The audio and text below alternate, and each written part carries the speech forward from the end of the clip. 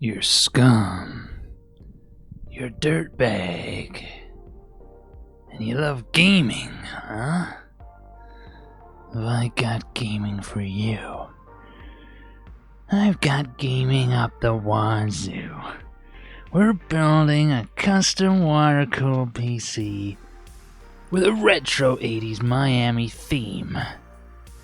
So strap on those sunglasses, get out your purple flared jeans, and join me for a gaming PC build experience the likes you may have only seen 5 or 6 times this week. You're gonna love it. You're gonna freaking love it. But all these videos, man, you gotta pay the bills somehow. And that's why we're talking about our sponsor.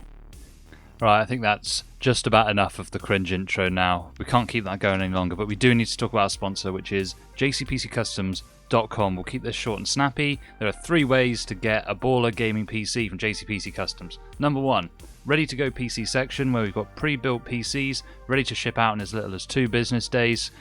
Optimized spec, ready to go, no messing about. Option 2, if you want a bit more control, we've got the configurator listings where you can go in, pick from all the parts that we have available to us, and then you can spec it out yourself. Takes about 7 to 10 business days, maybe a bit longer given the GPU shortage, but you sort of build the burger up yourself that way. Third way is to fill out our Google form, which you can tell us every single part that you want, and we can make whatever custom spec you want happen. If you don't know what part you want, you just put a question mark and we will do something for you. We can revise the quote a couple of times if you're not happy, and that's the most custom way to do it, and it's kind of the way you have to do it if you want the kind of build that you're going to see in this video today. But those are the 3 ways to get a gaming PC. You can also check out sometimes our shop. We sometimes have some items as well, like some spare stuff that we're not using. Couple of graphics cards sometimes, but that's the plug for this over jcpccustoms.com. Gaming PCs, optimized spec, built by the enthusiast. That's the end of the ad spot. Let's get back to the video. Yeah. New day, new me. Right, let's talk parts. So parts in this build today. This is pretty nice high-end premium build.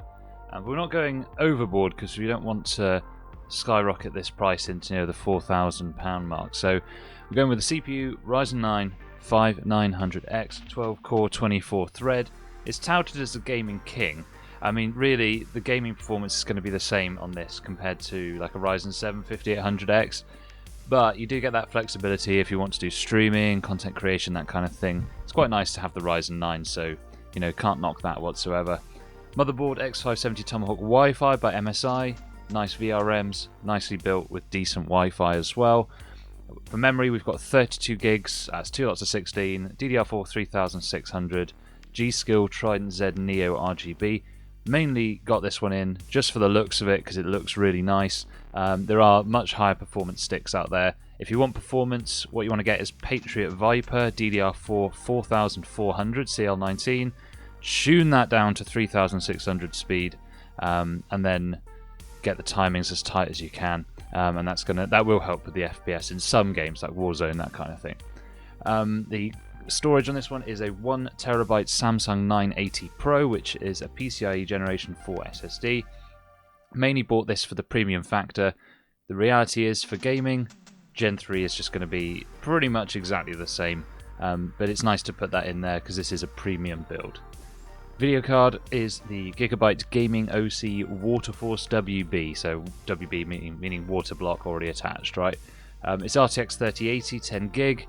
It's really nice because the thing that takes ages with like liquid cooling is putting the actual the new back plate and the new cold plate onto the graphics card, taking the old cooler off. That kind of thing takes ages, and the thermal pads are so annoying. So having one that's already got a water block on it is actually quite a luxury.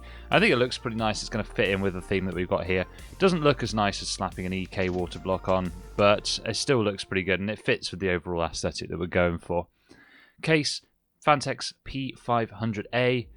Great choice because of the fantastic airflow you get through the front. It comes with three 140mm RGB fans. We'll keep one of them, the other ones we're going to ditch. But overall, really nice. It's going to fit 2 360 rads in it as well, so that's going to work out fantastically. Power supply, Corsair RM850, everyone knows how good this is. Classic power supply for a high-end build. 850 watts gives you a bit of headroom. Corsair Gold, it's done. Operating system, Windows 10 Pro, not that you particularly care about that. The fans we're using for the radiators are Lee ST120s, which are fabulous quality for the money. I think they're like 33, 34 quid for a triple pack, and they're fantastic on radiators. They're really, really good, and they've got very nice bright RGB as well, so those are going to work out really nice. We've recycled one of the case fans on the back, so that's a Phanteks SK140 that came with a case. We've also got some carbon fibre vinyl wrap that we put around the power supplies, just so it makes it look a bit nicer than having all the writing on the stock sticker. We have a link-up PCIe Generation 4 riser cable, which means we're going to get that uninhibited performance. We're not going to have those BIOS problems that you get with Gen 3 risers. Other things that we've got are some custom sleeve cabling. This is made from my wholesale supplier, so you can buy it from jcpccustoms.com, but you can't really buy it in general, at least to my knowledge anyway, in this style. Now let's go into the custom liquid cooling parts. So we've got a few here. So the distribution plate, we'll start with that, is the EK Evolve X. I think it's like called the EK Reflection or something. It's supposed to be for the Evolve X, but it actually fits in the P500A just about with the 360 on the front. It doesn't use the standard mounting holes, so it's perhaps not quite as secure as normal, but it's secure enough. I've shaken the case around and it doesn't move anywhere, and it looks great. It looks really cool. The CPU water block is the EK Velocity DRGB. We've got two SE360 EK radiators, so they're slim, so we've got one on the front, one on the top. They need to be slim, otherwise it's just not going to work. It's not going to fit. The tubing we're using is Mayhem's 10x13 Ultra Clear. This is my go-to for soft tubing because it doesn't seem to stain. It just seems to stay clean. Nice tubing. This is what I'm going to be using instead of that EK DuraClear stuff. The fittings we're using are EK Torque. Look really nice. It's definitely worth the premium over the EK Classics. We've also got an EK ball valve as well, which is going to help us drain the system whenever we need to. So that's basically it for the spec list. Let's get a build going, and we'll see you afterwards. Bye!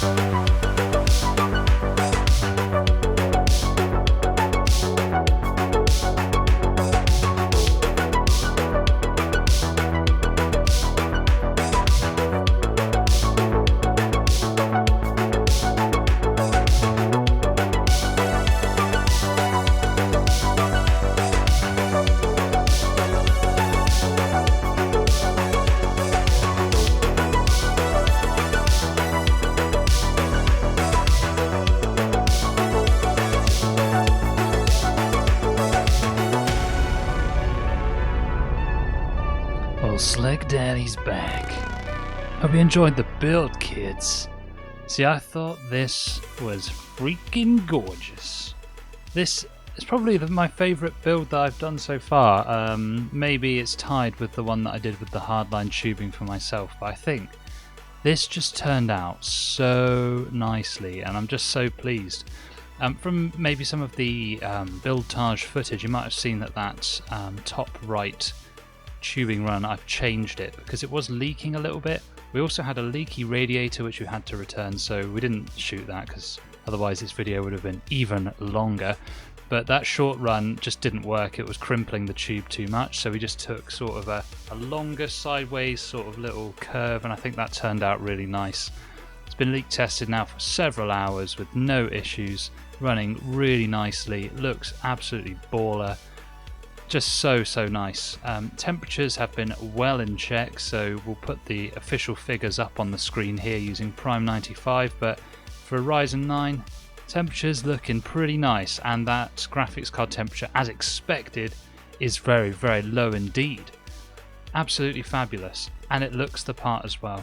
I also had these stickers that I bought on Amazon as well, and I've been umming and ahhing about whether I should put them on. I think for the meantime I will probably leave it just because it looks a bit more clean without them, but I was watching that WK Hardware video, who's the other guy that's done a P500A custom loop, and they look kind of cool on his, but then I didn't know if it was going to be a bit of a gimmicky type thing. I'm certainly going to put something, if I can, over the D5 pump, because that's like a nice circle, and that should be nice to put just a little subtle sort of accoutrement on, if you like. But yeah, I think it looks great. The purple fluid was a really good choice, I thought, and it's not solid purple, which is really nice. I think the translucent colours look a little bit better, because with the solid colours it just looks like you've got coloured piping most of the time, so I think the translucent colour does look better, and it fits this theme we were going for, sort of purple, neon 80s, Miami style, Miami Vice type thing, and I think it did turn out really cool. All the parts just looked absolutely baller. Lee & Lee ST120s fans are absolutely brilliant on radiators, so I'd certainly recommend those. And we recycled one of the front 3 fans to use as an exhaust on the back as well. The RGB looks really nice. It's a shame that because it's a gigabyte card we had to download the RGB Fusion software to get the RGB going. But it is what it is, you know, it would have been nice to control it all through Dragon Center. You know, that's the least of our worries. I was very happy with how it turned out. The custom cables look really great as well. Overall, this system I think is just one of my favourites, and I think it's absolutely gorgeous, if I do say so myself. So how do we get on in gaming? Well, we've already rolled some gaming beforehand, so you can see the performance, but it's exactly what you'd expect from such a high-end system. You're getting really great FPS, and if you want to play something like Flight Simulator on the high settings, you've got absolutely no trouble there. Absolutely fantastic performance all round. So that brings us to the end of the video. I'd like to see your comments below. I'd like to know what you thought about this build. Was there anything you might have done differently, especially if you're a bit more experienced than I am in water cooling? I've done a few now, but it's always good to hear other people's opinions. Like, comment, share, subscribe, you know, do all the begging YouTuber stuff. And if you want this PC, there's a chance it's still available over at jcpccustoms.com. Just go to the ready to go PC section, and it's in our little artistry series part. And if you're in the UK, I can ship it. If you're international, afraid I can't help you there. So that's going to do us for the video today. Thank you very much, and catch you later.